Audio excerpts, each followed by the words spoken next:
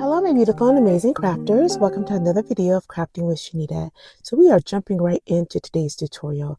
This is going to be for my 3.5-inch dome apple holder.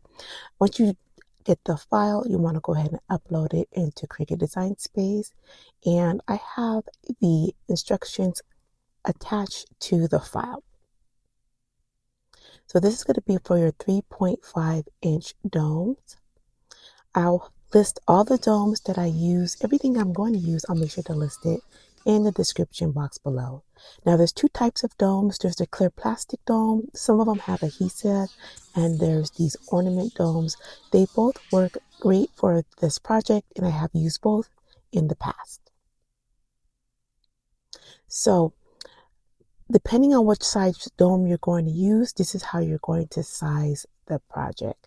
You want to keep the file grouped and unlock your measurement and change the dimensions to what I have listed in the instructions, 5.32 by 5.7 inches. And then you can go ahead and delete my instructions. You won't need it after that. And then this little section is going to represent the dome. So if you're going to do a 3.5-inch dome or that bowl that I did in my jumbo apple, you want to make sure you start with that sizing. And then I added this extra little ring just to hide any glue once you put the dome cover on. And you want to make it just maybe an inch bigger. This is 3.6 inches to my 3.5 dome. Now the text, you could go ahead and leave it as a basic cut. I like to flatten it, and then you could bring in the PNGs. I have them separate, bring them in one by one, and add a slight offset.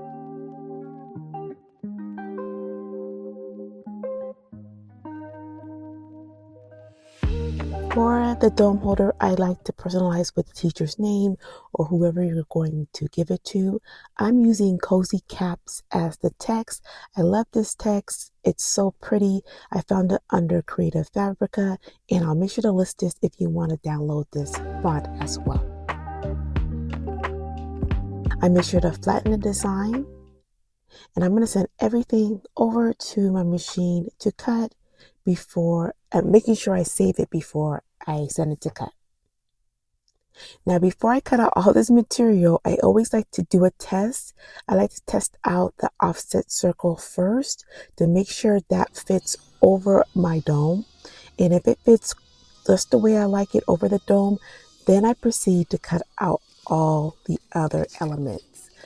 We do not like to waste material and time, so taking that extra step will make sure everything comes out perfect.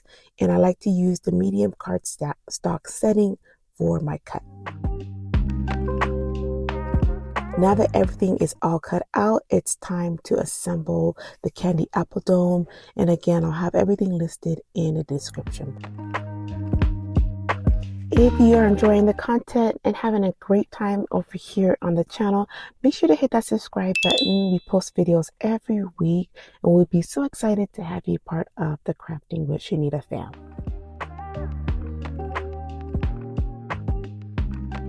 Now for the print and cut elements, I'm going to use some double-sided foam tape to kind of give it a 3D effect.